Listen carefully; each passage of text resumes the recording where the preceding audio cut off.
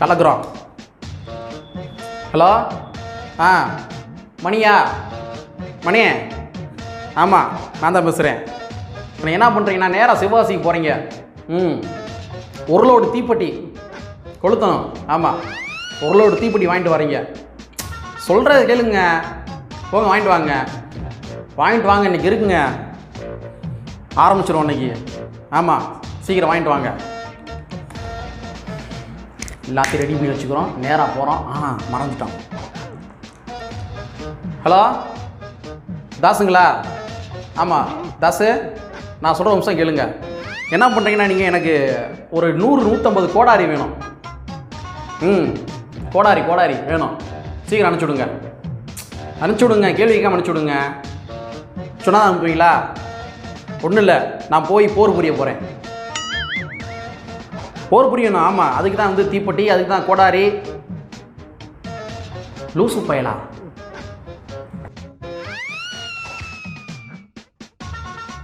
ஒன்றில்ல மக்களே, நம்ம மோகன் சி இருக்கார் இல்லையா? ஆமாம், தமிழ் சினிமாவில் உன்னத்தையும் கரெக்டாக தான் நம்ம மோகன் சி தான். எங்கே போக போகிறாருன்னா தற்பொழுது போருக்கு போக போகிறாரு. அதனால் நம்ம தமிழ்நாட்டு மக்கள் எல்லாமே செம்ம ஹாப்பி மோடில் இருக்கிறாங்க. அதே மாதிரி சரி பயமுள்ள அங்கிட்டாச்சும் போகட்டும், இங்கேருந்து தொல்லை கொடுக்காம அங்கிட்டாச்சும் போகட்டும் அப்படின்ற மாதிரி சமூக வலைத்தளங்கள் நிறைய பேர் கருத்துக்கள் எழுதிக்கிட்டு இருக்கிறாங்க. சரி, நம்ம மோகன்ஜி வந்து ட்விட்டர் வலைத்தளத்தில் என்ன பதிவு போட்டார் அப்படின்றத நான் படித்து காட்டிடுறேன். படித்து காட்டினா உங்களுக்கு வந்து புரியும். அதாவது, இந்திய தேசிய இராணுவத்தில் பணியாற்ற முடியவில்லையே என்ற எண்ணம் தோணுகின்றது அப்படின்னு எழுதியிருக்கிறாரு. இந்த நாள் களத்தில் இருக்கும் அத்தனை வீரர்களும் கொடுத்து வைத்தவர்கள் அப்படின்ற மாதிரி நம்ம மோகன்ஜி வந்து பதிவு போட்டிருக்காரு. அதாவது இதனுடைய சாராம்சம் என்னவாக இருக்கின்றது அப்படின்னா, நான் மட்டும் அந்த போர்க்களத்தில் இருந்திருந்தேன் அப்படின்னா, ஆமாம் பிடிங்கிருப்பேன், பேச விடுங்க.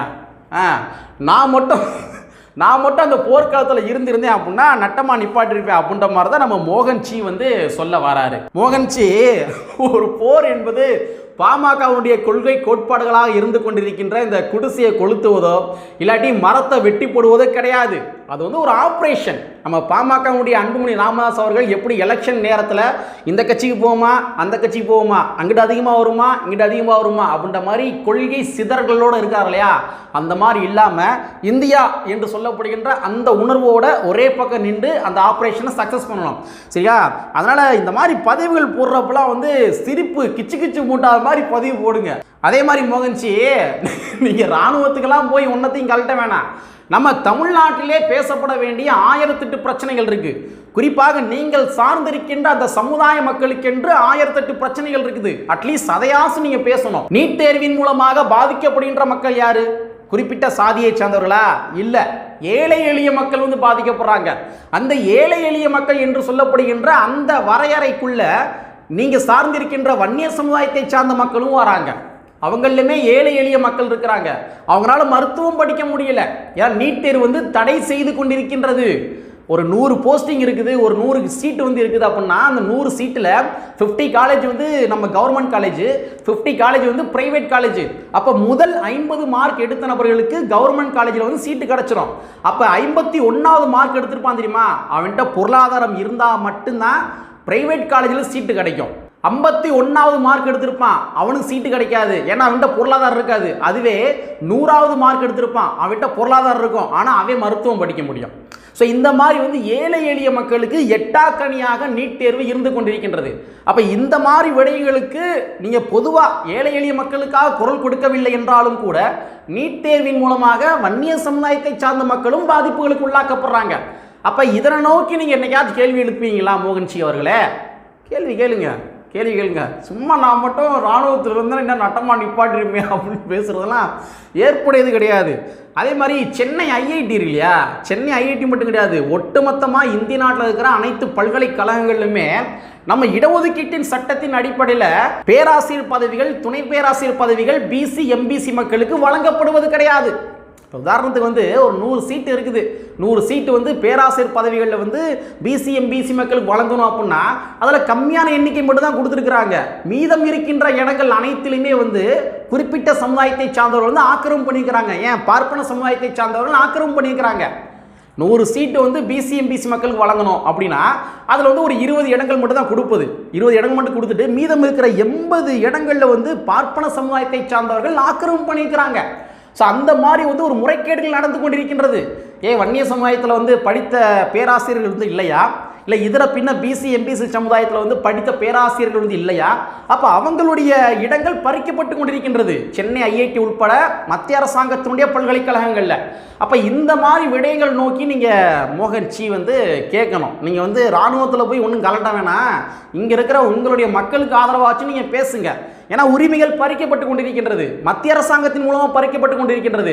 சரி, மேற்கொண்டு ஏன் நீங்கள் வந்து 100 பதவிகளில் வந்து 20 இடங்கள் மட்டும் பிசி எம்பிசி மக்கள் கொடுத்துட்டு மீதம் இருக்கிற 80 இடங்களை நீங்கள் நிரப்பலை, வேற சமுதாயத்துக்கு பார்ப்பன சமுதாயத்தை சார்ந்த கொடுக்குறீங்க அப்படின்னு சொல்லி நம்ம கேட்டோம் அப்படின்னா, இங்கே இருக்க சமூக நீதி சிந்தனையாளர்கள் கேட்டாங்க அப்படின்னா அதுக்கு யூஜிசி என்ன விளக்கம் கொடுத்தாங்க தெரியுமா? யூனிவர்சிட்டி கிராண்ட் கமிஷனு அவங்க சொல்கிறாங்க, வேற யாருமே வந்து பதவிக்கு அப்ளை பண்ணலாமா. அப்போ அப்ளை பண்ணலை அப்படின்னா அப்ளை பண்ண வைக்க வேண்டியது அந்த பல்கலைக்கழகங்களுடைய கடமை, கரெக்டுங்களா? ஆனால் அதையும் கூட அவங்க பண்ணலை. அப்போ யூனிவர்சிட்டி கிராண்ட் கமிஷன் என்ன பண்ணுறாங்க அப்படின்னா, ஒருவேளை அப்ளிகேஷன் வரலை அப்படின்னா நீங்கள் அந்த இடங்களில் உங்களுக்கு விருப்பப்பட்ட ஆட்கள் நீங்கள் கொடுத்துருங்க அப்படின்னு சொல்லி அந்த இடஒதுக்கீடு சிஸ்டத்தையே வந்து கொலாப்ஸ் பண்ணுறாங்க. அப்போ நீங்கள் இராணுவத்தில் போய் கலட்டுறது இருக்கட்டும், முதல்ல இங்கே சாதாரண சாமானிய மனிதர்கள் இந்த சிஸ்டத்தின் மூலமாக பாதிக்கப்பட்டு கொண்டிருக்கின்றார்கள். அதை நோக்கி நீங்கள் கேள்வி எழுப்புங்க, அவ்வளோ கேள்வி எழுப்புங்க. நீதிபதி பதவிகள் இருக்கு இல்லையா, அந்த நீதிபதி பதவிகளில் பிசி எம்பிசி சமுதாயத்தை சார்ந்தவர்கள் நீதிபதிகளாக வர முடியவில்லை. ஏன்னா நீதிபதி பதவிகளிலேயே ஒரு குறிப்பிட்ட சமுதாயத்தை சார்ந்தவர்கள், பார்ப்பன சமுதாயத்தை சார்ந்தவர்கள் மட்டும்தான் ஆக்கிரமிப்பு செய்துள்ளார்கள். இன்ன வரைக்கும் கூட பிசி எம்பிசி சமுதாயத்தை சார்ந்தவர்கள் வர முடியல. அப்போ நீங்கள் பிசி எம்பி சமுதாயத்தை சார்ந்தவர்கள் ஏன் வர முடியல? நீதிபதி ஆவதற்கு வந்து தகுதி இல்லையா? இல்லாட்டி எங்களுடைய வன்னிய சமுதாயத்தை சார்ந்தவர்கள் வந்து நீதிபதி ஆவதற்கு தகுதி இல்லையா? அப்படின்ற மாதிரி மத்திய அரசாங்கத்தை நோக்கி அந்த சிஸ்டத்தை நோக்கி கேள்விகள் எழுப்பணும். அந்த மாதிரி சிஸ்டத்தை நோக்கி நீங்கள் என்னைக்காச்சும் கேள்வி எழுப்பியிருப்பீங்களா? சமீபத்தில் மதுரை மாவட்டத்தில் அண்ணன் திருமாவர்கள் வந்து அவர் ஆர்ப்பாட்டம் பண்ணார். அனைத்து சமுதாய மக்களுமே நீதிபதிகளாக ஆக வேண்டும், பதவி உயர்வுகள் வழங்க வேண்டும் அப்படின்ற மாதிரி அவர் ஒரு போராட்டம் பண்ணார் மதுரை மாவட்டத்தில். அவர் குறிப்பிட்ட SC/ST மக்கள் மட்டும்தான் நீதிபதிகளாக வரணும் சொல்லி அவர் ஆர்ப்பாட்டம் பண்ணல, பிசி எம்பிசி மக்களும் அந்த நீதிபதி பதவிகளுக்கு வரணும், அந்த ஸ்பேஸ் வந்து எல்லாத்துக்குமே கிடைக்கணும், ஒரு குறிப்பிட்ட சமுதாயத்தை சார்ந்தவர்கள் மட்டும்தான் நீதிபதி பதவியில் ஆக்கிரமிப்பு பண்ணிக்கிறாங்க அப்படின்னு சொல்லி ஆனால் திருமாவர்கள் வந்து மதுரையில் நடந்த ஆர்ப்பாட்டம் வந்து கலந்துக்கிட்டார், பேசினாப்புல. அப்போ நீங்கள் அந்த சிஸ்டத்தை நோக்கி கேள்வி எழுப்பணும், மத்திய அரசாங்கத்தை நோக்கி கேள்வி எழுப்பணும். ஏன் சமுதாயத்தை சார்ந்தவர்கள் நீதிபதி பதவியில் வர முடியல அப்படின்னு கேட்கணும். அதை விட்டு நீங்கள் வந்து இராணுவத்தில் போய் என்னத்தை கலட்ட போகிறீங்கன்னு எனக்கு தெரியல. சமீபத்தில் நம்ம மருத்துவர் ராமதாஸ் அவர்கள் வந்து ஒரு அறிவிப்பு வந்து வெளியிட்டார். அதாவது எந்த கடைகளிலுமே அந்த பலகையில் வந்து தமிழ் பெயரை தவிர்த்து மற்ற பெயர் இருக்கக்கூடாது அப்படின்ற மாதிரி நம்ம மருத்துவர் ராமதாஸ் அவர்கள் ஆக்ரோஷம் பொங்கினார். தன்னுடைய கட்சி தொண்டர்களை வந்து ஏவி விட்டு, போங்க நீங்கள் அந்த போர்டுகளில் இருக்கிற தமிழ் அல்லாத பெயர்லாம் நீங்கள் அழிச்சிருங்க அப்படின்ற மாதிரி உத்தரவு கொடுத்தாரு. நம்ம பாமகவை சார்ந்த தோழர்களும் கூட அவங்க வந்து நல்லெண்ணத்தின் அடிப்படையில் செஞ்சாங்க. பாமகவை சார்ந்த தோழர்களும் போய் நிறையா கடைகளில் இருக்கிற தமிழ் அல்லாத பெயர்கள் வந்து அழிச்சாங்க. ஆனால் நம்ம மருத்துவர் ராமதாஸருடைய பெயர் என்ன? ராமதாஸ். இஸ் என்பது ஒரு சமஸ்கிருத எழுத்து, இஸ் என்பது ஒரு சமஸ்கிருத எழுத்து, சரிங்களா? அப்போ சரி, ஓகே, தெரிஞ்சோ தெரியாமலோ நம்ம மருத்துவர் ராமதாஸ் அவர்கள் தமிழ் மீது பற்று கொண்ட ஒரு நபராக தன்னை காட்டிக்கொள்கின்றார் அப்படின்றது இதில் புரியுது. ஆனால் நம்ம மோடி அரசாங்கம் தமிழை டவுன் செய்யும் விதமாக மும்மொழி கொள்கையின் மூலமாக ஹிந்தியை திணிக்க பார்க்குறாங்க. மாநில மொழியை வந்து அழிப்பதற்காக ஒரு திட்டத்தை ஏவி விட்டுருக்காங்க புதிய கல்விக் கொள்கை மூலமாக. அப்போ இந்த மாதிரி விடயங்களை நோக்கி நீங்கள் கேள்வி எழுப்பாமல் நீங்கள் வந்து இராணுவத்தில் போய் என்னத்தை கலட்ட போகிறீங்கன்னு தெரியல. மோகன்ஜி என்னத்த சொல்கிறது, அவரெல்லாம் வேணாம் மோகன்ஜி, ஒன்றே ஒன்று சொல்கிறேன், அதை மட்டும் தெம்பு திராணியோட கேள்வி கேளுங்க. நம்ம அன்புமணி ராமதாஸ் அவர்கள் ஒரு பார்லிமெண்ட்டு மெம்பர் ஆஃப் பார்லிமெண்ட்டு, சரிங்களா? ஒரு ராஜ்யசபா உறுப்பினர். அவருடைய வேலை என்ன? பார்லிமெண்ட்டுக்கு போகணும், ஏழை எளிய மக்கள் சார்பாக பேசணும், அவங்களுக்கான ஒரு ஏதாவது திட்டங்களை வந்து ஈர்த்து கொண்டு வரணும், கரெக்டுங்களா? இல்லை அவங்களுடைய தேவைகளை பார்லிமெண்ட்டில் பேசணும். ஆனால் நம்ம அன்புமணி ராமதாஸ் அவர்கள் பார்லிமெண்ட்டுக்கே போகலை. சரியா?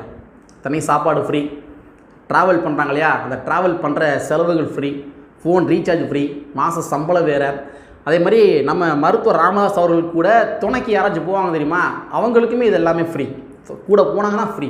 அப்போ இந்த மாதிரி ஃபெசிலிட்டிஸ் எல்லாமே நம்ம கவர்மெண்ட் கொடுத்து நீங்கள் மக்களுடைய பிரச்சனையை பார்லிமெண்ட்டில் போய் பேசுங்கன்னு சொன்னால் நம்ம அன்புமணி ராமதாஸ் அவர்கள் பார்லிமெண்ட்டுக்கே போகலை. இந்திய நாட்டிலேயே மோசமான வருகை பதிவேடு வைத்திருக்கின்ற ஒரு நபர் யாருன்னு பார்த்தோம்னா நம்ம அன்புமணி ராமதாஸ் அவர்கள். இதை நான் சொல்லலை, பார்லிமெண்ட்டே வந்து அந்த வருகை பதிவேடு அட்டண்டன்ஸ் லிஸ்ட்டை வந்து வெளியிட்டிருக்கிறாங்க இல்லைங்களா. அப்போ ஏழை எளிய மக்களுக்காக நீங்கள் ஒரு எம்பியாக இருக்கிறீங்க, அந்த மக்களுடைய பிரச்சனையை பேசணும் அப்படின்றலாம் பேசாமல் இங்கே இராணுவத்தில் போய் நீங்கள் என்னத்தை கலட்ட போகிறீங்கன்னு தெரியல. இதில் பேசுங்க, இதெல்லாம் பேசினா தான் அந்த மக்களுக்கு வந்து குறைந்தபட்சம் நீங்கள் ஏதாச்சும் பண்ண முடியும் சரிங்களா என்பதை கூறிக்கொண்டு தயவுசெய்து சொல்கிறேன், நீங்கள் வந்து தமிழ்நாட்டில் இருந்தால் மட்டும்தான் எங்களுக்கு என்டர்டைன்மெண்ட்டு. உங்களை வச்சு தான் ஏழை எளிய மக்கள் வந்து அரசியல் படுத்த முடியும். பாருங்கள், இந்த மாதிரி கோமாளித்தனமாக பேசுகிறாங்க பாருங்கள் அப்படின்ற மாதிரி உங்களை மேற்கோள் காட்டி தான் நாங்கள் வந்து ஏழை எளிய மக்கள் வந்து அரசியல் பேச முடியும். பாருங்கள், இராணுவத்தை பற்றிலாம் பேசுகிறாரு, ஆனால் அந்த சாதாரண சாமானிய மக்கள் சார்ந்த பிரச்சனைகளை பேச மாட்டாங்க பாருங்கள்.